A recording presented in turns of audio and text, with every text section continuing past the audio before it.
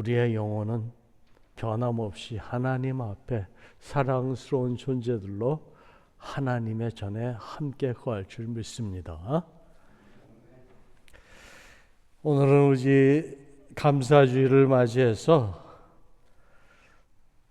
저희가 제2의 고향이라고 몸담고 살고 있는 이 미국 땅에서 이 감사주일을 특별히 아주 우리 크리스찬들한테는 중요한 의미를 가지고 있습니다. blessings라고 그러죠. 축복. 우리가 하나님을 알기 전에는 복이 무엇인지 축복이 무엇인지, 그리고 우리 한국 사람들한테는 그 복이라는 의미가 그냥 잘 사는 것, 자식이 잘 되고, 물론 그런 것도 있습니다. 그렇지만 우리 크리스찬들에게는 하나님을 알게 된 것, 내가 하나님의 자녀가 된 것이 가장 큰 축복이에요. 그래서 하나님의 자녀로서 지난 한 해 동안에 하나님께서 우리에게 베풀어 주신 그 은총을 감사하기 위해서 우리가 이 절기를 지킵니다. 그래서 오늘은 우리가 요즘 시편을 공부하기 때문에 시편에서 말씀을 골라서 감사의 시로 우리가 분류할 수 있는 이 120편 말씀을 가지고 감사절기에 함께 은혜를 나누고자 합니다. 본시에서 이 익명의 시인은 전능하신 여호와 하나님이 이스라엘 민족을 바벨론 포로 생활에서 해방시켜서 예루살렘으로 귀환시킨 사실을 찬양하고 있습니다. 70년간의 포로 생활의 억압에서 해방된 이 시인의 벅찬 감격이 생동감 넘치는 언어로 잘 표현되어 나타나고 있습니다. 비록 짧은 시지만 내용에 따라서 두 부분으로 나눠집니다.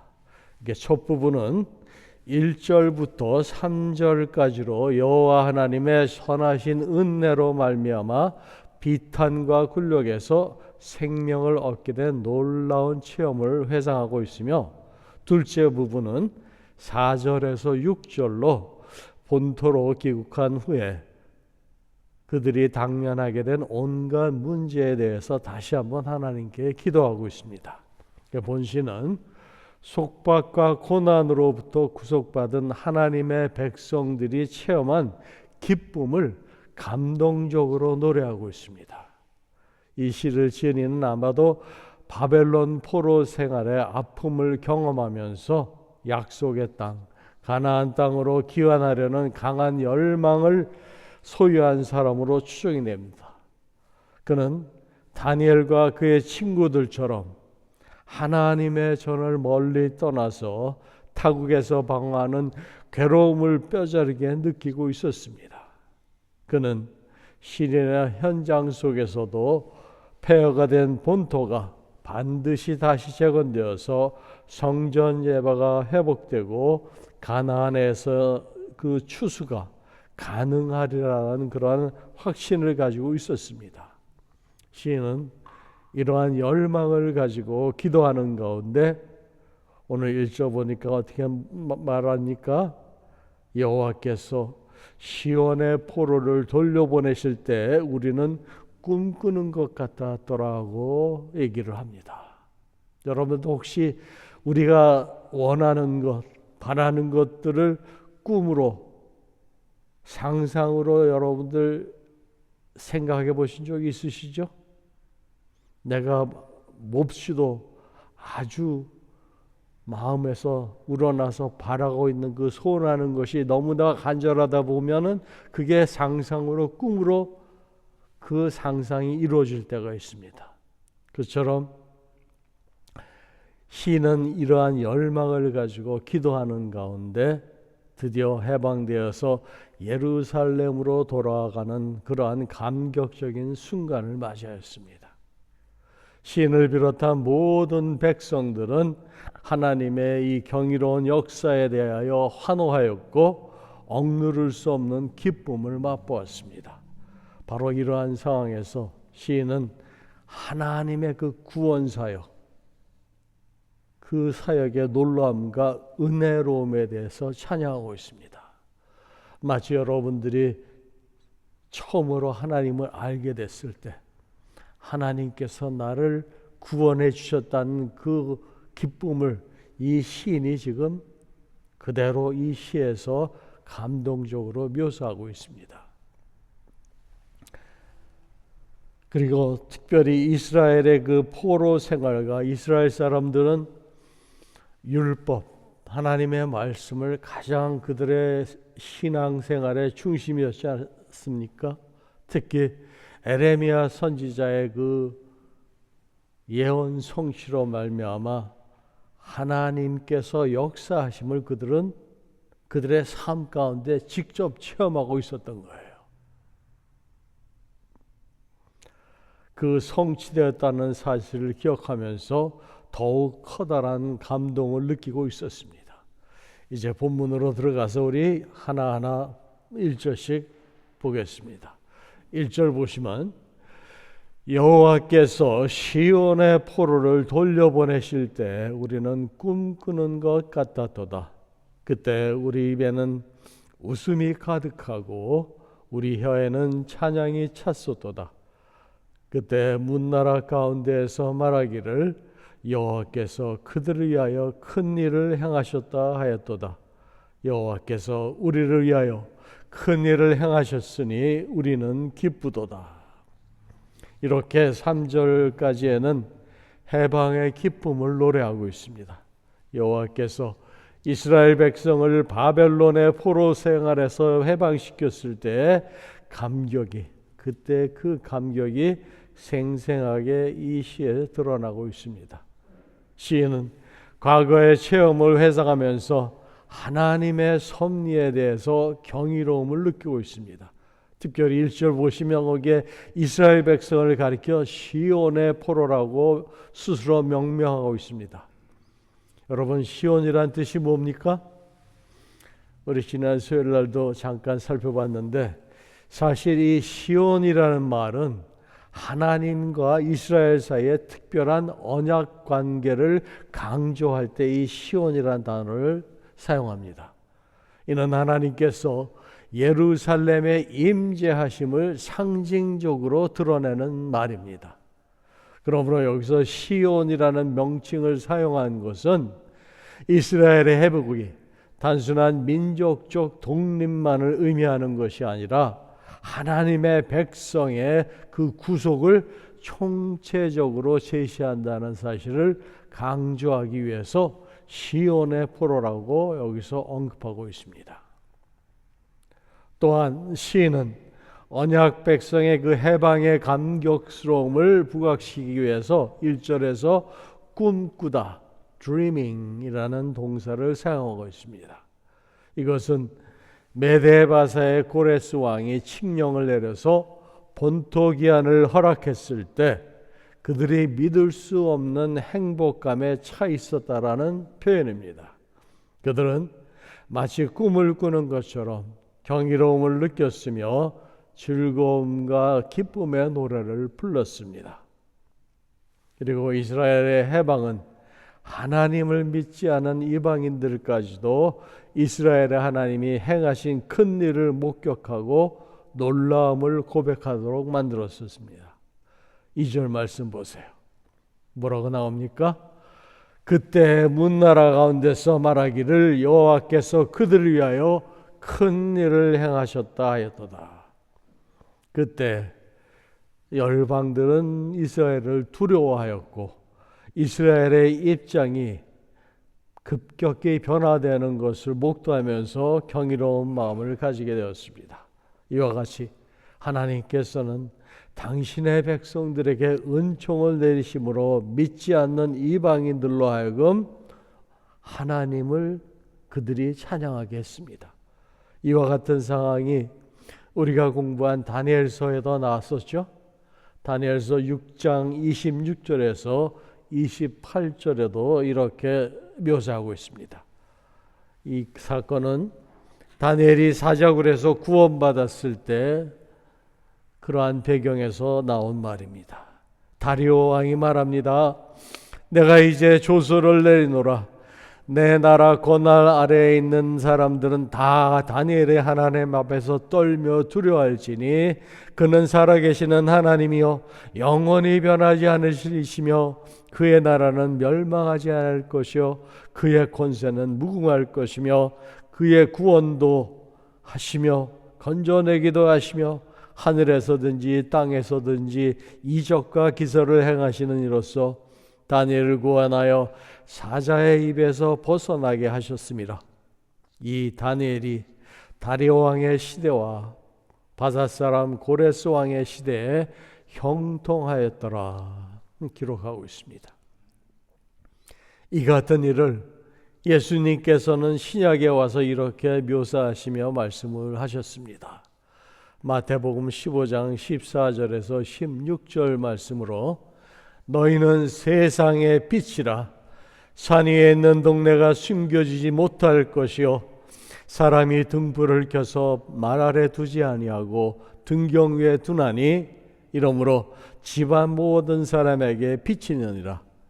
이같이 너희 빛이 사람 앞에 비치게 하여 그들로 너희 착한 행실을 보고 하늘에 계신 너희 아버지께 영광을 돌리게 하라 말씀하셨습니다. 이렇게 하나님께서는 이스라엘을 구원한 사건을 통해 이방인들로 하여금 하나님을 찬양하게 하신 것처럼 우리 주님은 우리 믿는 성도들에게 너희는 세상의 빛으로 너희의 착한 행실로 인하여 세상 사람들이 하나님 아버지께 영광을 돌리게 하라고 말씀을 하십니다. 구약시대에는 하나님께서 그러한 신이 해방의 역사를 이방 민족들에게 보여줌으로 해서 하나님의 위대하심에 그 역사를 보게 하셔서 그들로 하여금 하나님께 영광을 올려드리게 하신 것처럼 신약시대에 예수님 뭐라 그럽니까? 너희는 세상의 빛이라 하시지 않습니까?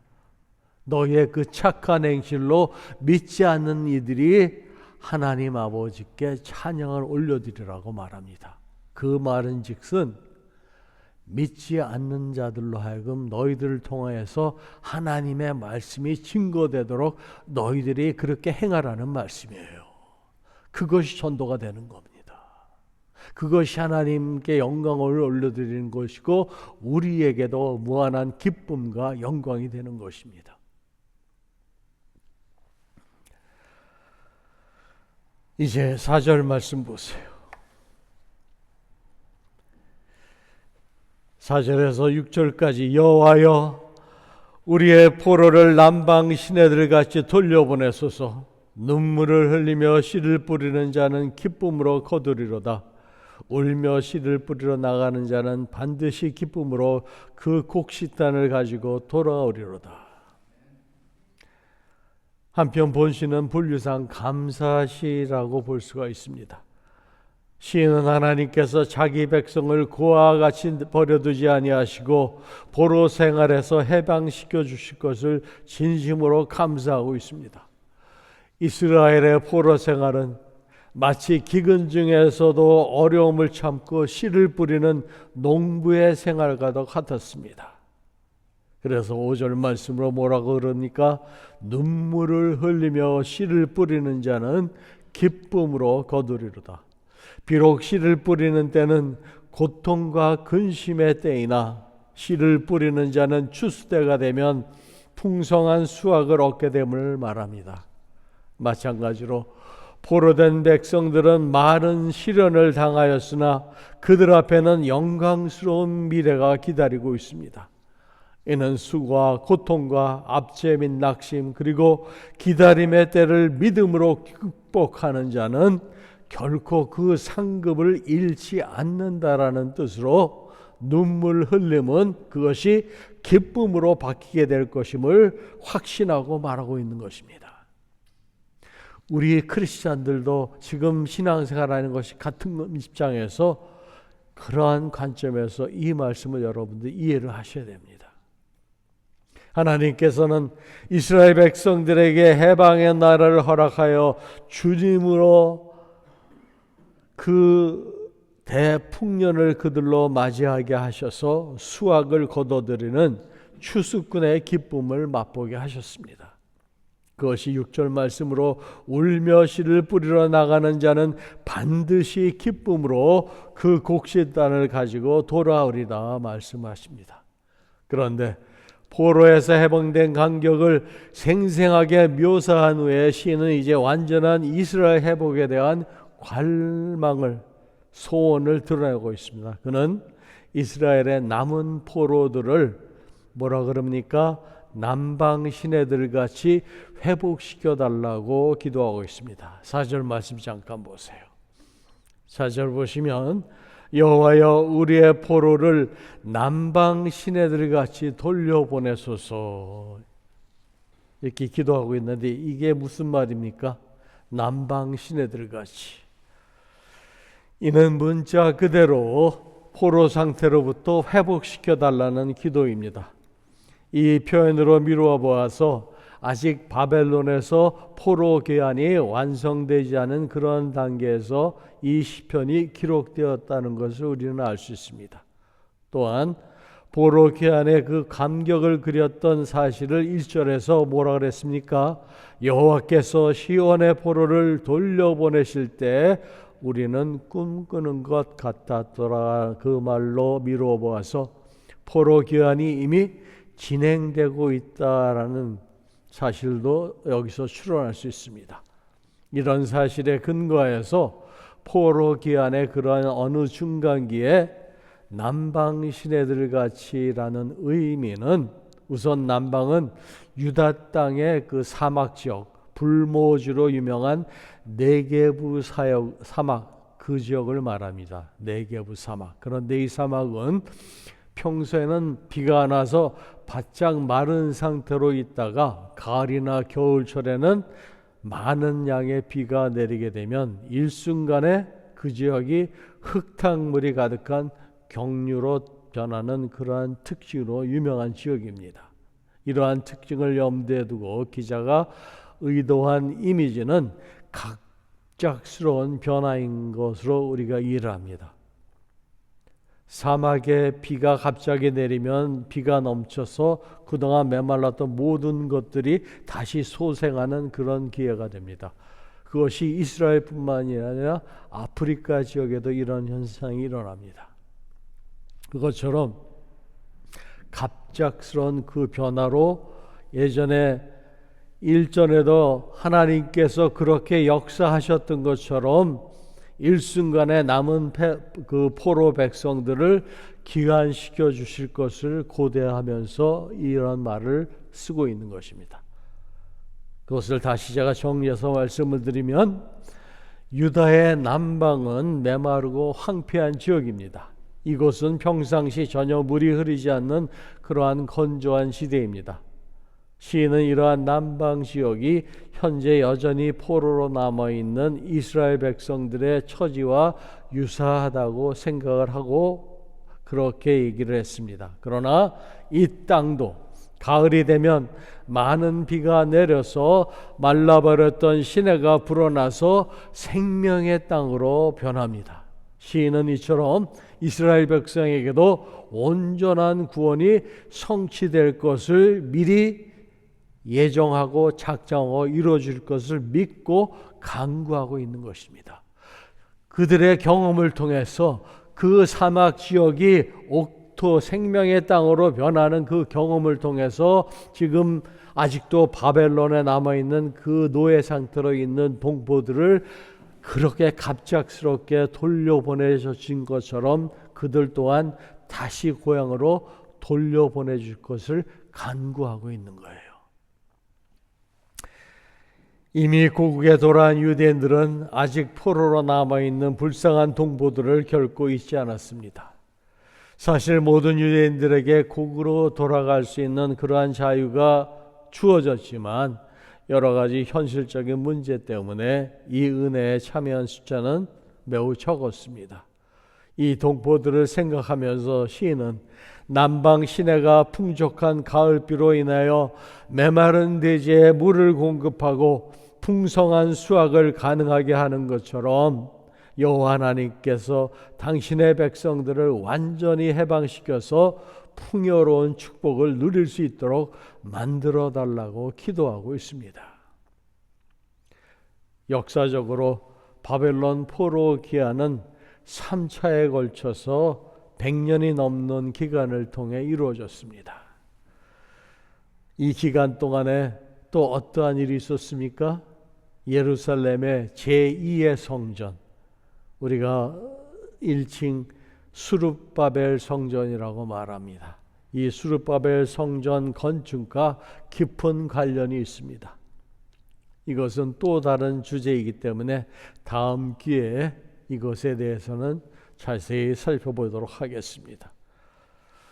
그런데 고향으로 돌아온 사람들은 약속의 땅을 경작하면서 땅이 황폐하여 메말라서 곡물이 자잘 수 없게 되었음을 보고 눈물을 흘립니다. 그것이 5절 말씀으로 눈물을 흘리며 씨를 뿌리는 자는 기쁨으로 거두리로다.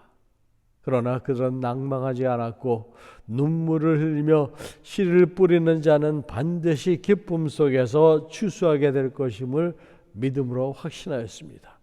그것이 6절로 울며 씨를 뿌리러 나가는 자는 반드시 기쁨으로 그 곡식단을 가지고 돌아오리라 라고 결말을 짓고 있습니다.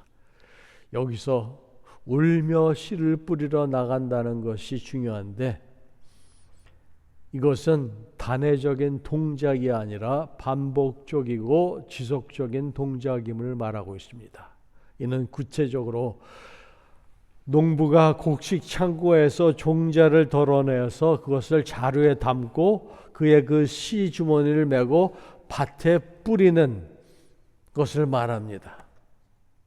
그 일이 너무 단조로우면서도 지속적으로 반복해야 하는 것으로서 눈물이 날 정도로 고된 일임에도 불구하고 황폐한 땅이 옥토가 되어서 열매를 낼 때까지 꾸준히 씨 종자를 덜어내와서 밭에 뿌리는 자를 묘사합니다. 아무래도 땅에 메마르다 보니까 처음에 씨를 뿌렸던 것이 그것이 싹이 나지를 않습니다. 그러면 다음 기회에 다시 그것을 또 뿌립니다. 그것을 반복하다 보면 어느새 땅이 이제는 옥토가 되어서 그 씨가 열매를 맺게 된다는 거예요. 어느덧 그 메말랐던 황폐했던 땅이 농부의 노력과 하나님께서 그들로 하여금 수확을 거둘 때가 됨에 따라서 수확을 거둘 수 있는 그 땅으로 변해버린 겁니다. 이스라엘 지금에 보면은 여러 가지 농작물과 과일, 그 다음에 채소들을 예전에는 상상도 할 수 없었던 그러한 사막 지역에 지금 이스라엘 사람들이 그 황폐한 땅을 옥토로 만들어서 경작하고 있습니다. 그 당시 노예 해방에서 고향으로 들어왔을 때 그동안 벌어졌던 그 땅들이 그 당시에도 그러한 상태에서 그 농부들의 노력으로 그들의 땅이 열매를 낼 때까지 그렇게 씨를 뿌리는 수고를 울면서 그렇게 했다라는 거예요. 그러나 언젠가는 하나님께서 때가 이르면 그 땅에서 소출할 수 있도록 축복하실 것을 그들은 믿었습니다.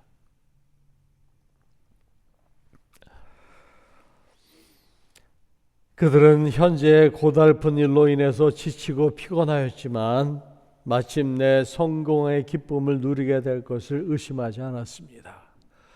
시인은 이처럼 이스라엘의 미래에 대한 확고한 신념을 파종과 추수에 비유하여서 함축적으로 이렇게 묘사하고 있습니다. 현재의 투자는 고통스러우나 그 보상은 항상 즐겁다라는 이 진리는 이스라엘의 전 역사를 통해서 증명되고 있는 사실입니다. 하나님은 공의로우신 분으로 심은 그대로 수확하도록 역사하십니다. 또한 하나님의 약속을 신실하게 믿고 의지하는 자들은 반드시 영광스러운 수확을 얻게 될 것입니다. 사랑하는 성도 여러분, 우리 성도가 현재 당하고 있는 고난은 누구나 다 지금 문제들이 있고 어려운 상황과 형편들이 있습니다. 우리가 당하는 지금 고난은 장차 주어질 영광과는 비교할 수도 없는 것입니다. 하나님 사에게 일꾼들로 부르심을 받은 우리 성도들은 이러한 원리를 기억하며 어떠한 상황과 환경에서도 실망하지 않고 열심히 말씀을 증거하고 복음을 전파해야 합니다. 잃어버린 자들을 위하여 눈물로 간구하고 복음의 씨를 열심히 뿌린다면 반드시 썩지 않는 영원한 생명을 얻을 수 있을 줄 믿습니다. 비록 이곳에 우리 눈에는 보이지 아니하고 열매가 없는 것 같지만 우리가 뿌린 그 씨앗이 오늘 말씀에 나오는 그 농부들처럼 울면서 씨를 뿌릴지라도 언젠가는 기쁨으로 단을 거두리라는 그 믿음을 가지고 우리가 복음의 씨를 뿌려야 합니다. 예수님께서도 산상설계에서 이렇게 말씀하셨습니다. 의를 위하여 눈물을 흘리며 애통하는 자는 반드시 위로를 받게 된다고 말씀하셨습니다. 우리는 황폐한 땅으로 돌아와 믿음으로 농작물을 가꾸면서 수확의 기쁨을 소망하는 시인의 모습을 바라보면서 답답하고 어려운 상황 속에서도 실망하지 않고 끝까지 하나님 나라의 복음을 전파하는 주님의 제자된 삶의 모습을 그 속에서 발견할 수 있습니다. 우리도 이같이 생명의 근원 되시는 하나님이 영원하신 그 사랑이 우리와 함께 하심을 믿고 어렵고 힘든 상황 속에서도 삶의 중심에 하나님이 나와 항상 함께 하시다는 확신을 가지고 믿으면 인생의 어떤 순간에도 흔들리지 않고 설 수 있습니다. 그러므로 우리가 하나님께 감사를 올려드리는 것은 우리의 처한 상황과 그 환경이 어렵고 힘든 상태라도 눈물을 흘리며 씨를 뿌리는 자는 기쁨으로 언젠가는 단을 거두리라는 그 말씀에 의지하여 범사에 감사하는 믿음의 은혜의 성도들이 다 되시기를 주님의 이름으로 축원합니다. 아멘. 기도하시겠습니다. 성령 하나님, 감사절기에 오늘 시편 말씀으로 어떠한 상황에서도 감사하는 마음은 우리 구원의 중요한 요소 가운데 하나임을 가르쳐 주셨습니다. 주신 많은 축복을 감사하지 못한 것에 대해 회개합니다. 우리는 그것들을 당연한 것으로 받았습니다. 우리를 용서하시고 긍휼히 여기사 감사함을 우리의 마음과 영혼에 심어 주시옵소서. 그리하여 우리로 어떠한 형편과 어려움 속에서도 그 감사함을 증언하게 하시고 노래하게 하시며, 그래서 그렇게 우리가 삶 속에 살아옴으로써 우리의 삶 속에 감사가 충만하게 나타나게 하옵소서. 이 시간 이곳에 참석하지 못한 주님의 사랑하는 권속들 기억하시고 그들 가운데 찾아가시고 또한 함께 하셔서 하나님의 살아계신가 또한 그들을 살아가심을 잊지 않게 주님 역사하여 주시옵소서. 모든 것 주님께 의지하며 예수님의 이름으로 간절히 기도드리옵나이다. 아멘.